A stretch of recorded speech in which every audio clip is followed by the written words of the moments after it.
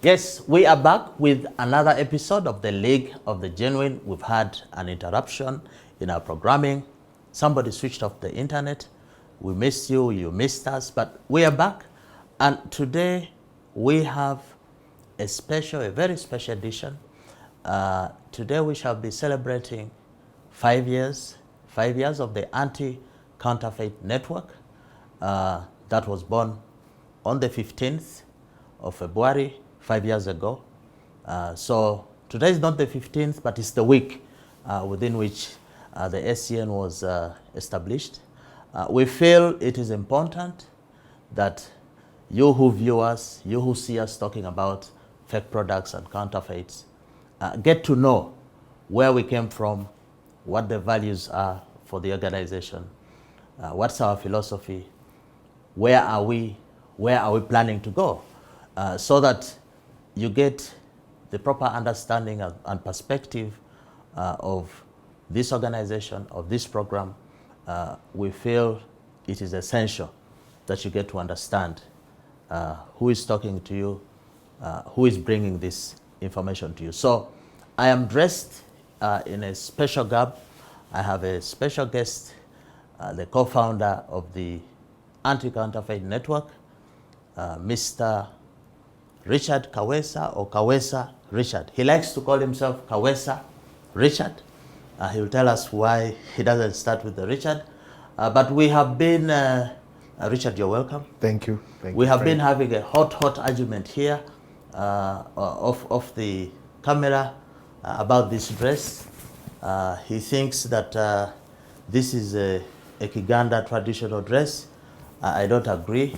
I think it's a Kisoga traditional dress. The kanzu, or I don't know what's called in English.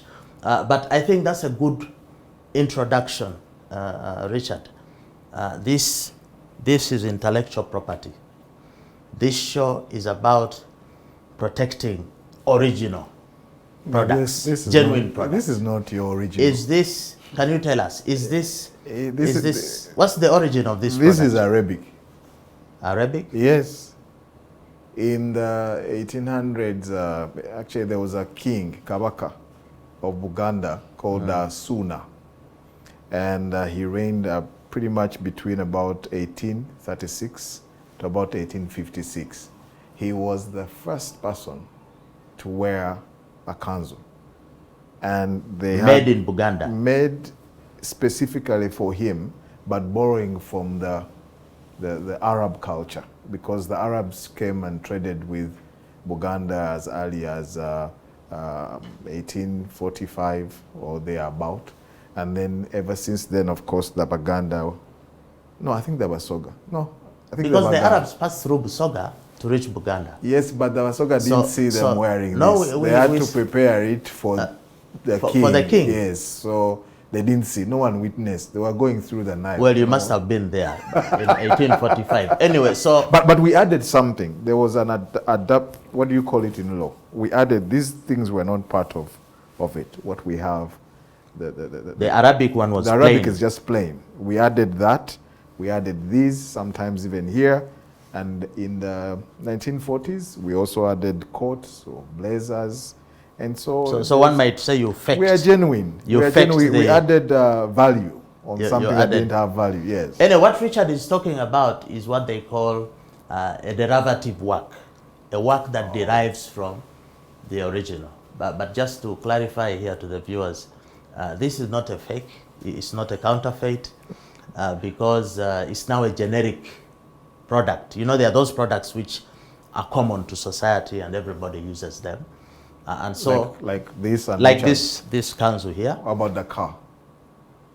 Even the concept, the design of a car. The guy who came up with the original automation and so on can no longer claim that you cannot. Kira Motors cannot make a car, because now a car has become a public good. Okay. So we are happy that ACN at 5 yes. With my co-founder here, Richard.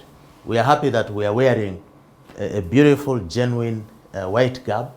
This is what we wore during the launch. 5 years ago. 5 years ago. Yes. But the other one had ACN. It has the ACN. bottom, yes. I think you put on some weight, it doesn't fit. No, it's the gym. You know, sometimes, you know, you get a bit build up. And Yes. yeah. So the structure of this show is basically a conversation about ACN and its journey, and where we are and where we are going. There's no person better than Richard and I to have this conversation. We hope that through this conversation, you'll get to understand what motivated us, what drives us, what are we looking for.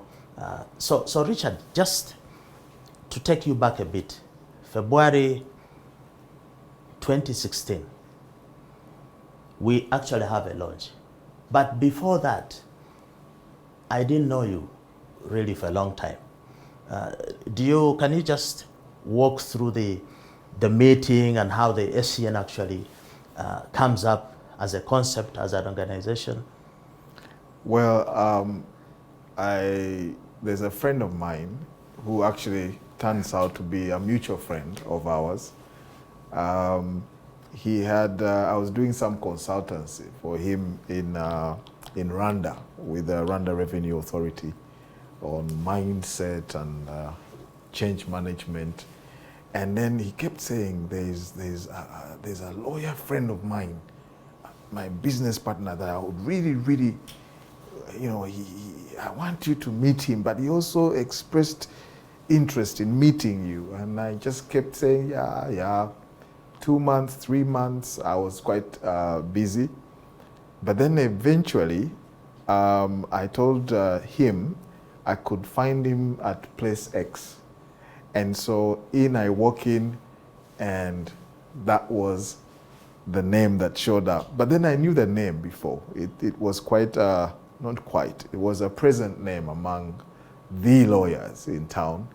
And, but the image was Omuyai, you know, like, you know, this sharp guy in the city, this sharp lawyer, you know, he's bold, you know. But it's interesting then when I remember we again had a second meeting, and I was again caught up with some Ministry of Finance consultancy. So I remember you driving your powerful Mercedes and coming to meet me in a little restaurant, I think Tipsy.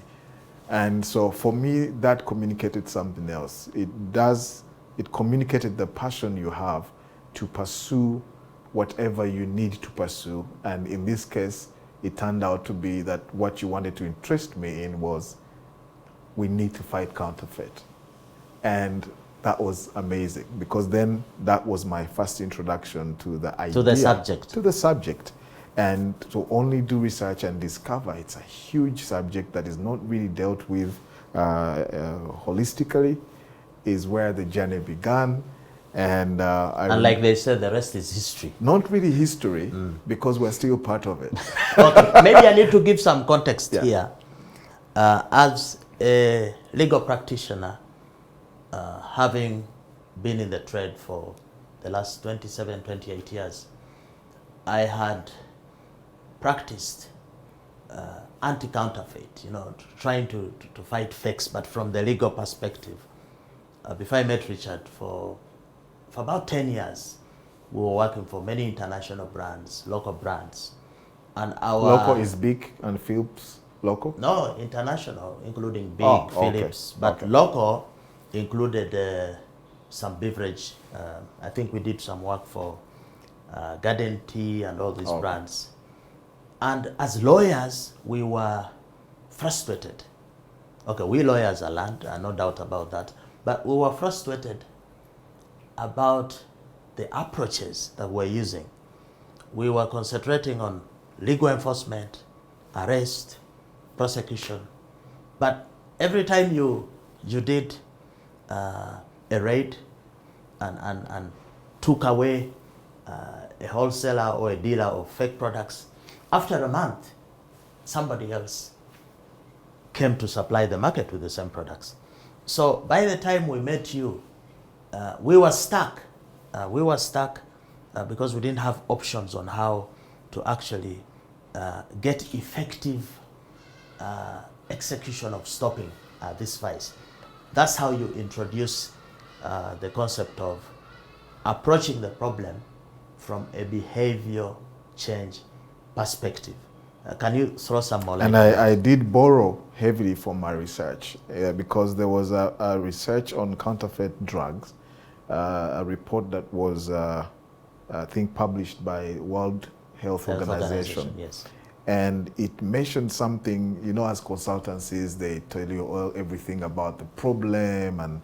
But when it came to the recommendation, they made a specific recommendation that if we are to succeed in combating counterfeits, there had to be a combination of actions. And they broke them down around 5 areas that we now call the ACN 5 pillars. One, and they say it must be done together, like at the same time. You can't just do one, you have to work them all 5, a combination at the same time.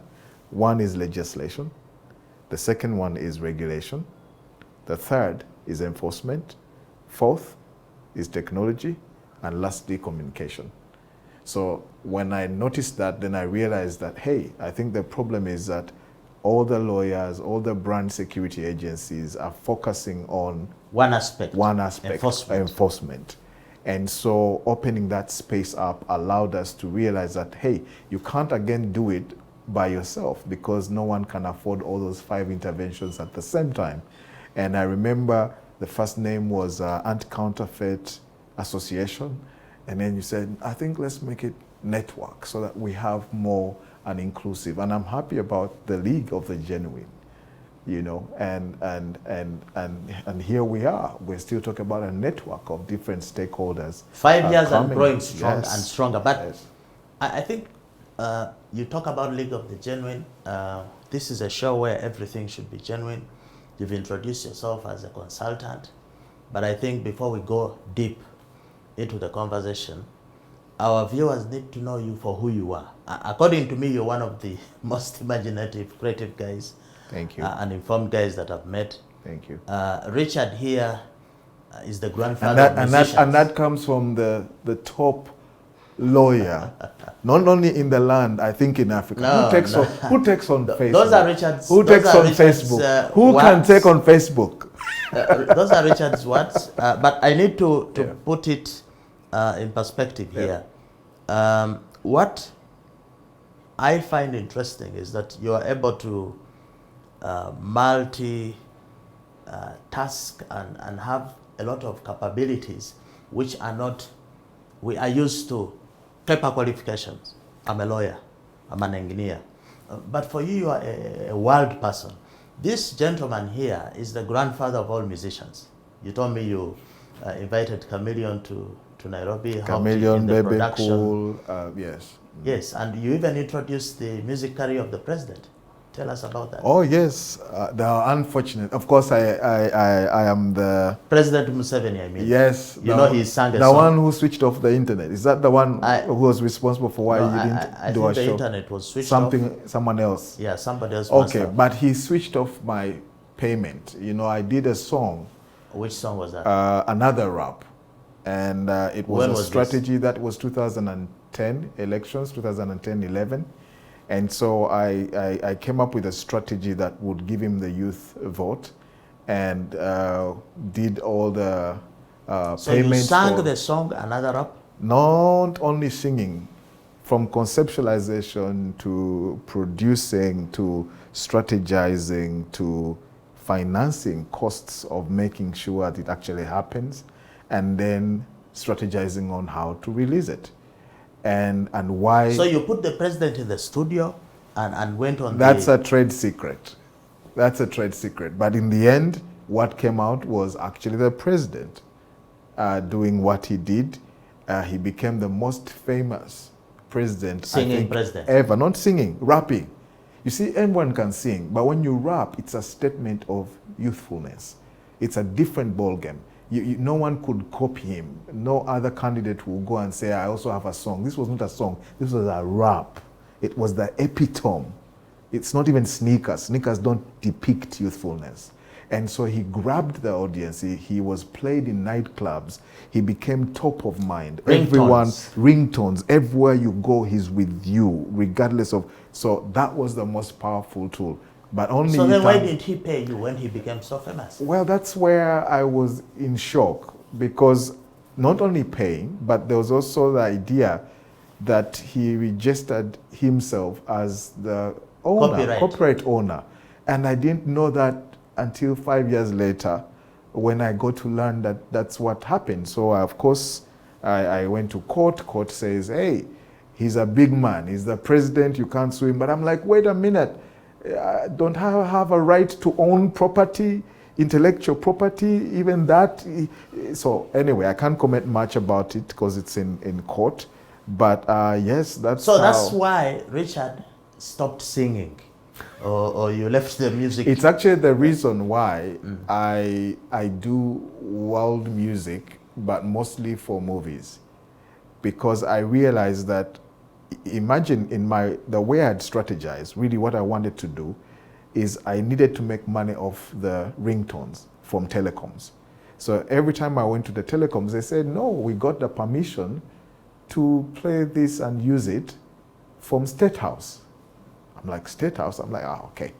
But in the end, I lost a lot of money in terms of ringtone, because that money was actually made by the telecoms in quite billions of shillings, because everyone had that somewhere at the back of their phones. Yeah. Richard, we hope one day the president will look into the matter. I know the matter is in court. We cannot discuss so much the merits. But this just goes to show your abilities and potential. I know that you have supported the production of The Last King of Scotland here. Yes. You're part of the, you call them backstage or whatever it is. I did some of the soundtracks. Yes, you have done some consultancies for the World Bank on water and all these things. You have also, by the way, Richard has some very, very interesting ideas. He introduced the notion to me choosing brands of making only male products. Can you imagine that the male products are not female? They discriminate against the female. That should be something touching fakes or whatever. Just explain a bit before we go into the... Well, the idea... Why are products male, according to you, and they are not female? Have you ever gone, or have you ever sat in any car that has a provision for lady handbags, where they put their handbags or their makeup kit or their... The accessories of a modern woman driving includes lipstick, handbag, phone, maybe even the shoes. Yes, the pedals. You most remember they take them off. They always have sandals somewhere. So that makes the car male. There's no sort of like a depression where the shoe can allow the heel. No. So we even have spaces for our sunglasses. We created things as male. Everything in there. The seat belt did not account for the gender space. You know, it's our chest running across. You know, of course, yes, it's protection against that. But yes, then you go to offices. All the tables we make are male. Where do women put their bags? They are always scrambling. Some of them put them on top, others put them on down. And these are very sensitive personal items, you know. So yes, the concept of mindset, I think, is very key. That something, when a mindset is set around in a certain way, then it affects other people outside of that parameter of thought. And that's the consciousness, even in terms of counterfeit, that I think ACN is bringing to the table. That while you use these products, are you conscious? Are you conscious of who were they made for? Who made them? The type of consumer. Can we profile the consumers? For example, I see school bags that are made. You see little kids having a heavy bag, putting the books there. The physical structure of the boy child and girl child are different. is not the same.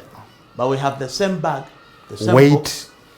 book. It's strapped around a small girl. So do we see the effects of that on her pelvic bones? And I mean, what is the effect of that weight on a child?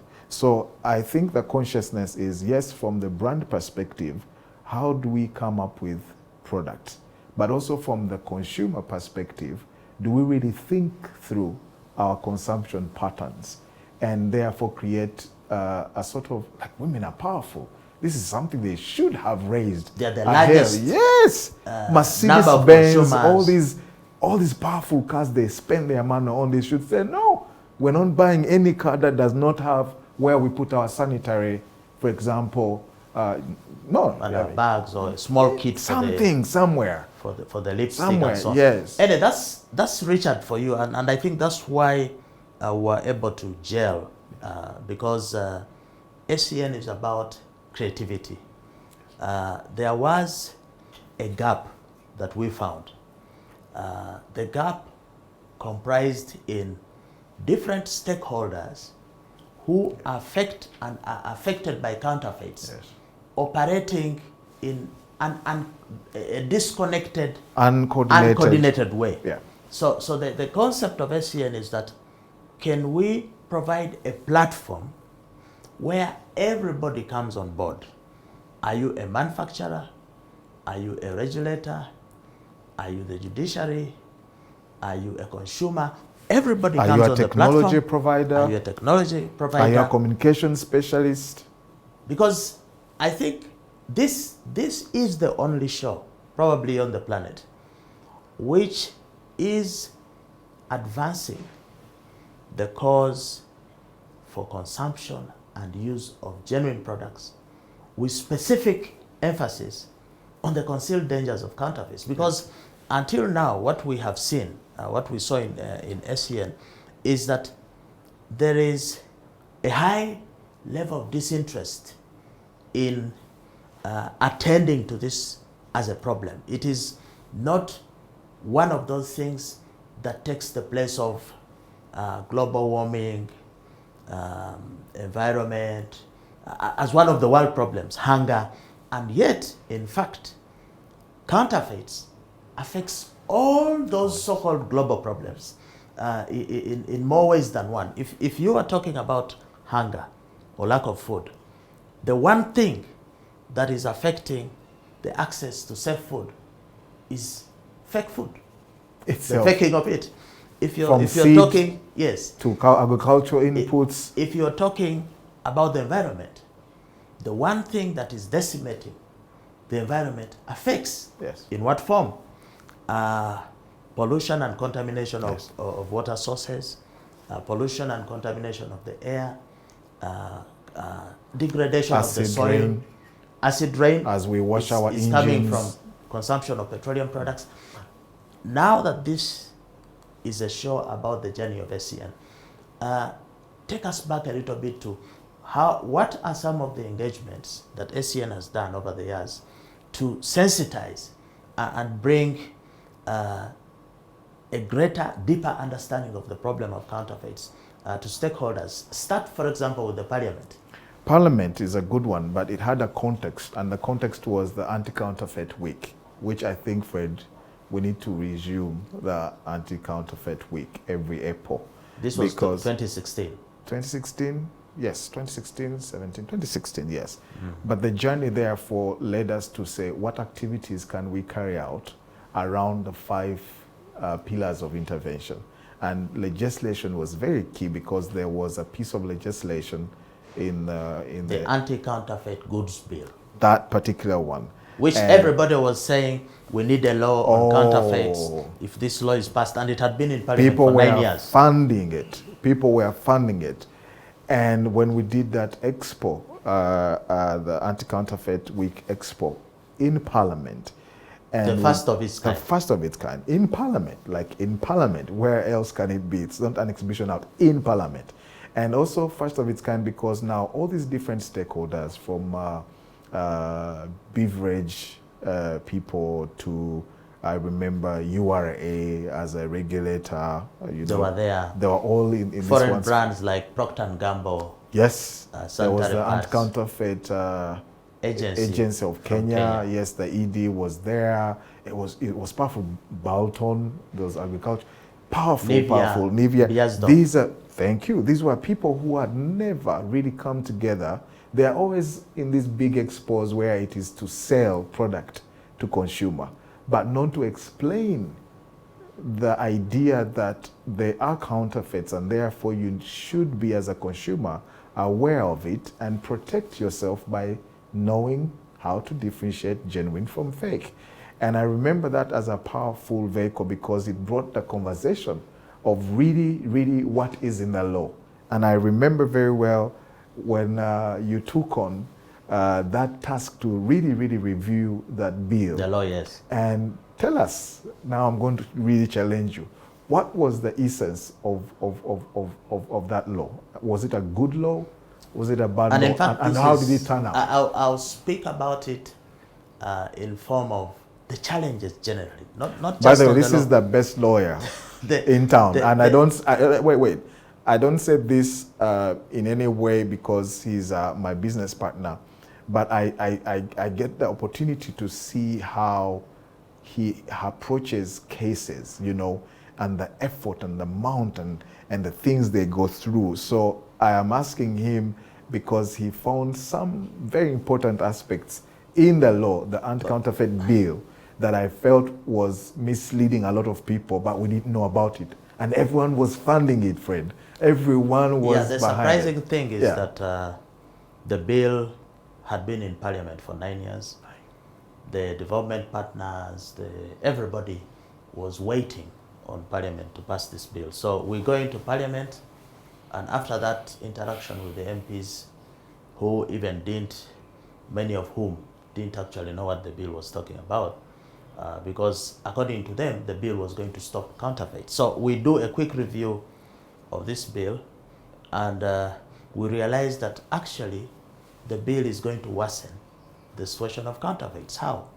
The bill narrowed the definition of counterfeits to only tie it down to the marketing and sale of products, and yet we know that counterfeits is something that starts from the production up to the time it reaches the consumer, and it affects several things: the packaging, the trade dress, the distribution, all those issues.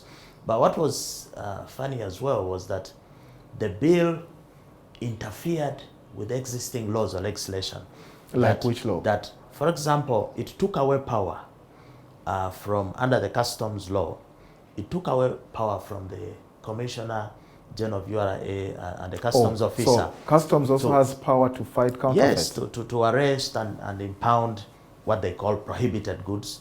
This power was now concentrated into the Uganda police. Okay? And the Uganda police under the bill was given power and authority to take these products, store them, and prosecute the culprits. So it was so funny because the capacity of the Uganda police in terms of resources, manpower, infrastructure, Uganda police does not have houses for its officers. So how do you tell it to find housing or warehousing for counterfeit goods? But how do they even define counterfeit goods as police officers? No, how do they even wouldn't differentiate? They wouldn't. I'll tell you, Richard, many years ago we did an operation. I think it was for Philips. And we went with some police officers from the Economic Crimes Unit. And we had a big battle, 2 battles. We were battling the counterfeiters who were selling, and then we had to battle the police officers we came with who thought the counterfeits were actually good. And so there was a challenge asking them to get these products, we impound them and take them to the police. But that was the same concept. The mindset was the same with members of parliament. I remember someone mentioning that counterfeit, like China something. Explain that. Somebody, of course, one member of parliament said that counterfeits are good because they helped China to develop. And therefore, what business do we have saying this is dangerous for us. We need to emphasize here that China actually started developing the moment it came into the clear line of production and doing and becoming a factory of the world, when it started producing authentic and genuine products for supply to the American and European market and so on. That's when it actually took off. The small fakes and whatever it was doing were not going to be allowed in the EU, were not going to be allowed in the American market. So it developed off a change into production of genuine. This was just an offshoot, the production of fake, and in fact is as a policy of the Chinese government, they don't encourage fake. If you've been to China, you'll see they're always hunting down and arresting those guys who are producing the fake products and spoiling the image of the country. So I think in terms of... What was the recommendation then in the new law? Or is there a new No, we have a law. We have, now? The law has not been... we proposed an amendment to the Trademark Act, which currently is the law that punishes trademark infringement, meaning counterfeiting.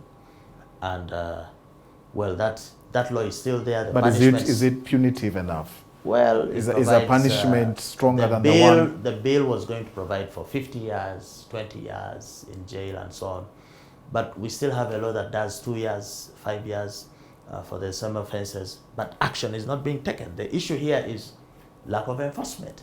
So I think we need to move a little faster because this is 5 years of ACN. We need people to understand what it is we have been doing, what it is we're planning to do. I would like quickly for you to share ACN at 5 years. Is it a Ugandan outfit? Do we have a perspective for outside Uganda?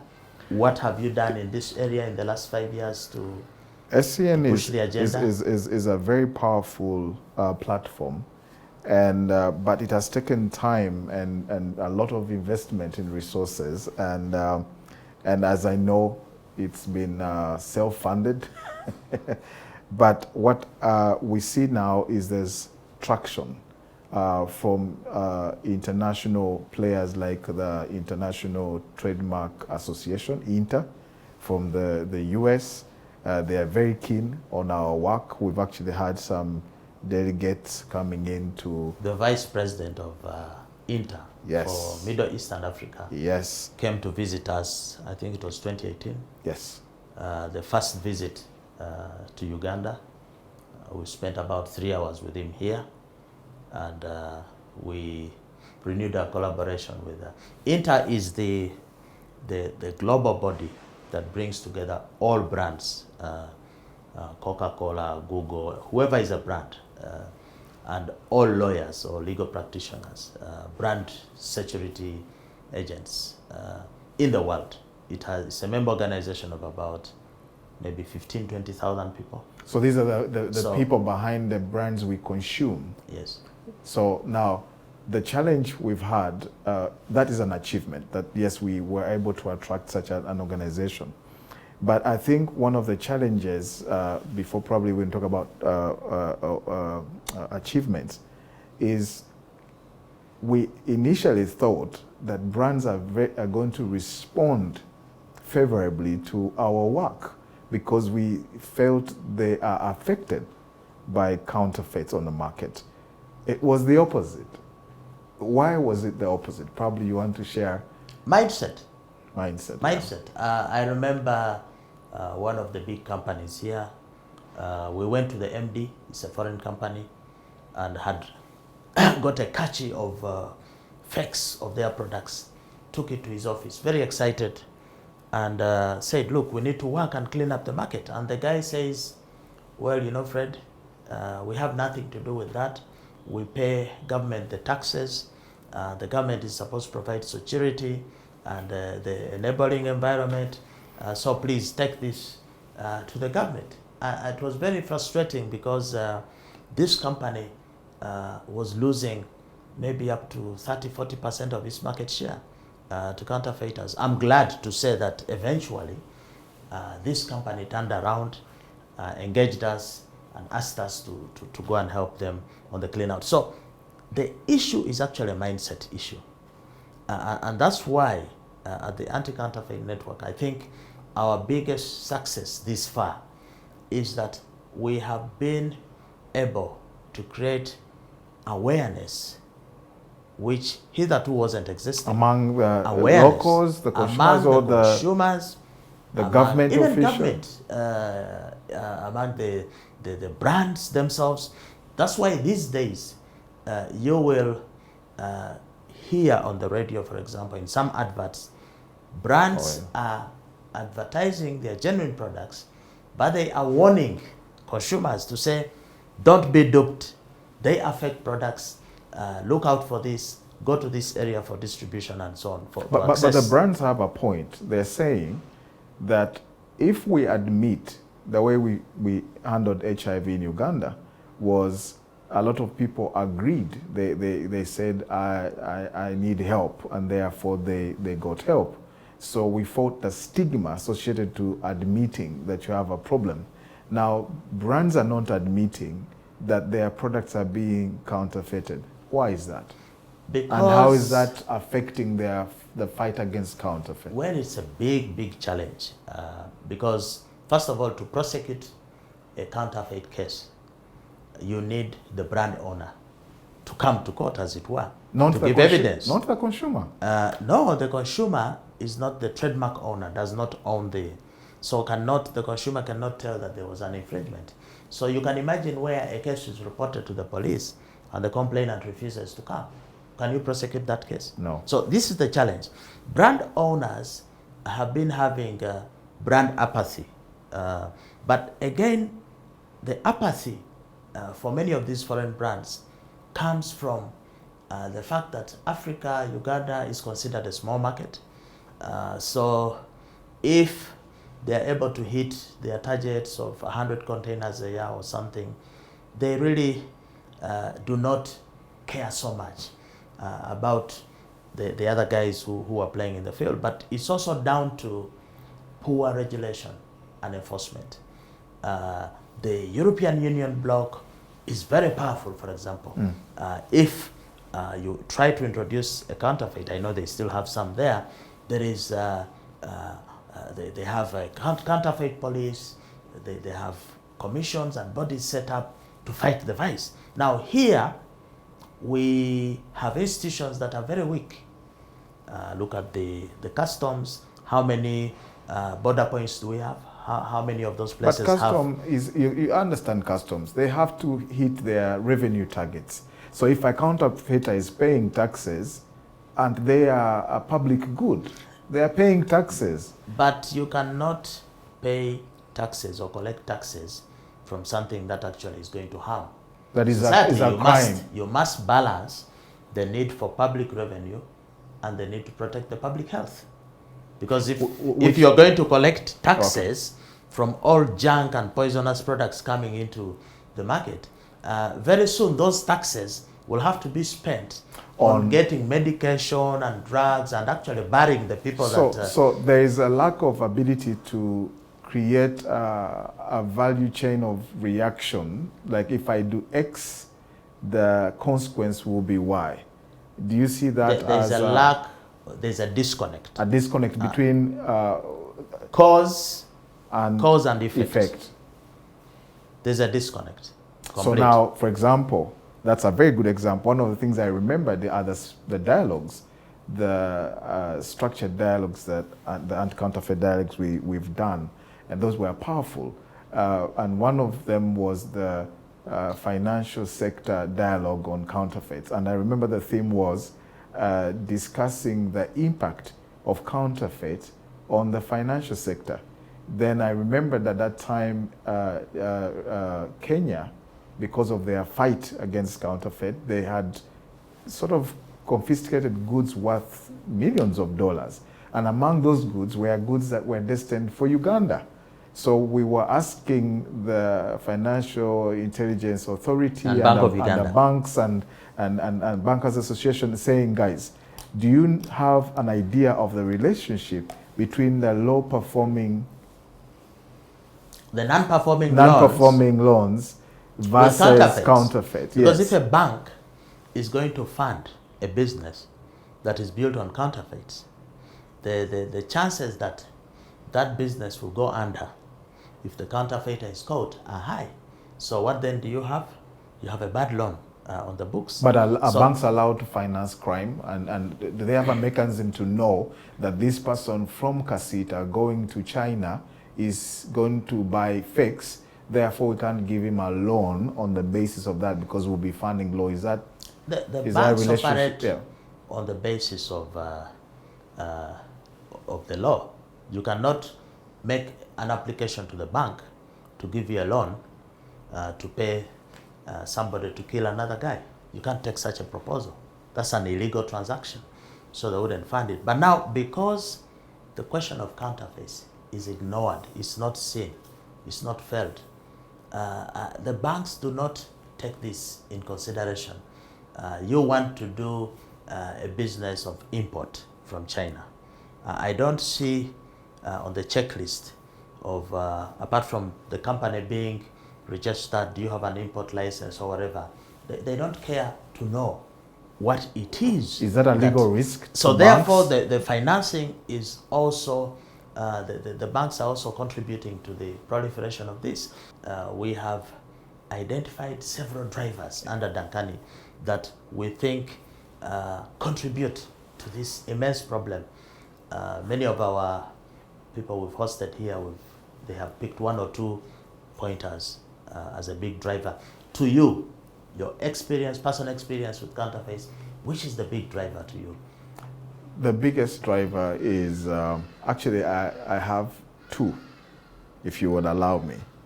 One is differentiation. The idea that people cannot differentiate between what is genuine and fake is a big one. And that if you still create a differentiation based on product, it's impractical for a consumer to walk in supermarket and for example, Nivea has about 400 products. So imagine how much information I have to have in my head to distinguish between the fake and genuine of 400 products. That means I have to have information of 800 products because the fakes are the, times 2 of 400. But is this information readily available? I think even if it were, it's too much. It's too much information to ask a consumer to really use in their day-to-day lives.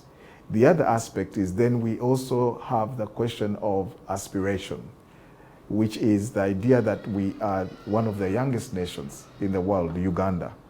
And therefore we see all these powerful things on TV. You see Kanye West, and as chameleon, you also want to wear what Kanye West is putting on. Then the ripple effect is young people who love Kanye West and chameleon also want but they can't afford it. And they can't differentiate. And two, they don't even care because it's normal. If I can get away with it, I think have this concept of counterfeit going beyond just the law. There's an idea of a counterfeit subculture in our people that has entrenched itself, that even when you make these things of differentiation, affordability, and you even show them the concealed danger, they'll still go ahead and buy counterfeit. Why? Because in our minds, we are consumers, non-creators. Once you're not a creator, like now for another rap, the president doesn't know what it takes to create a piece of music, but he knows what it takes to win a war, but there's no intellectual property in winning a war. So I think the conversation is that we don't have a consciousness of the concept of intellectual property. You can't touch it, therefore it doesn't exist. If I can touch it, therefore it is mine. So before I produce the song, it's not a song. When I produce it, now it's mine because I'm the one who sang in it, and therefore it's mine. So we still have a long way to go. We have a long way, yeah, but we have come a long way. This is a special program of ACN at 5. I think we needed a whole day just to have a conversation about what the Anti Counterfeit Network is, what our philosophy is, what we are doing. And I guess I need to say here that we are continuing to do more and more of what we are doing now. One of the key pillars, one of the key things that we believe is going to help push back counterfeits is awareness, is communication. We started with a TV show, Don't Be Fake, Yes. Buy, Sell Genuine on NTV. Yeah. We've now moved on to the League of the Genuine that you can be able to access on all the social media accounts, Facebook, Twitter, and everywhere. We need to stop here with a message that we appreciate the viewers who follow this program. We appreciate those who subscribe. We appreciate those who like. So this marks the end of our first episode on ACN at 5. I know, Richard, you're itching to speak more. No worries. Next episode will be centered on a further and deeper discussion on the drivers of counterfeits. As you know, this platform is geared towards protecting the consumer, giving the right information to the consumer, ensuring that the brands are more responsive and come out to give differentiation and the necessary information required to do that genuine purchase, to do that genuine sale. So until the next episode, bye for now. Good evening, good morning, good afternoon, wherever you may be watching us from.